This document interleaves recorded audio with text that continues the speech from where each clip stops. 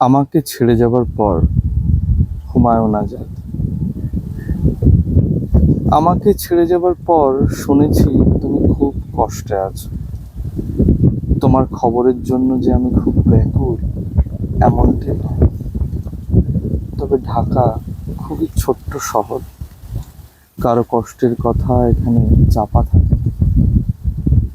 শুনেছি আমাকে ছেড়ে যাবার পর তুমি খুবই কষ্টে আছো।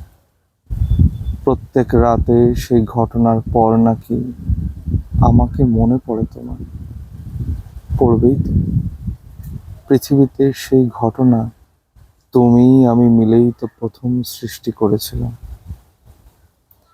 যে গাধাটার হাত ধরে তুমি আমাকে ছেড়ে গেলে, সে নাকি এখনো তোমার একটি ভয়ঙ্কর তিলের খবর পায়নি। ওই ভিসুভিয়াস থেকে কতটা লাভা ওঠে তা তো আমি প্রথম আবিষ্কার করেছিলাম। তুমি কি জানো না, গাধারা কখনো আগ্নেয়গিরিতে চড়ে না। তোমার কানের লতিতে কতটা বিদ্যুৎ আছে তা কি তুমি জানতে? আমি তো প্রথম জানিয়েছিলাম ওই বিদ্যুতের দপ করে জ্বলে উঠতে পারে মধ্যরাত। তুমি কি জানো না, গাধারা বিদ্যুৎ সম্পর্কে কোনো খবরই রাখে না। আমাকে ছেড়ে যাবার পর শুনেছি তুমি খুব কষ্টে আছো। যে গাধাটার সাথে তুমি আমাকে ছেড়ে চলে গেলে, সে নাকি ভাবে শীতাতপ নিয়ন্ত্রিত শয্যা কক্ষে কোনো শারীরিক তাপের প্রয়োজন পড়ে না। আমি জানি তোমার কতটা দরকার শারীরিক তাপ, গাধারা জানে না।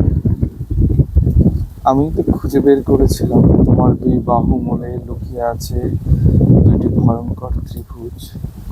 সে খবর পায়নি গাধাটা।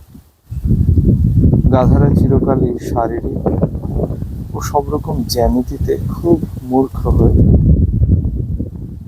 তোমার গাধাটা আবার একটু রাবীন্দ্রিক। তুমি যেখানে নিজের জমিতে চাষার অক্লান্ত নিরলস চাষ মই পছন্দ করো, সে নাকি আধ মিনিটের বেশি চষতে পারে না। গাধাটা জানে না চাষ আর গীতবিতানের মধ্যে দুস্তর পার্থক্য। তুমি কেন আমাকে ছেড়ে গিয়েছিলে?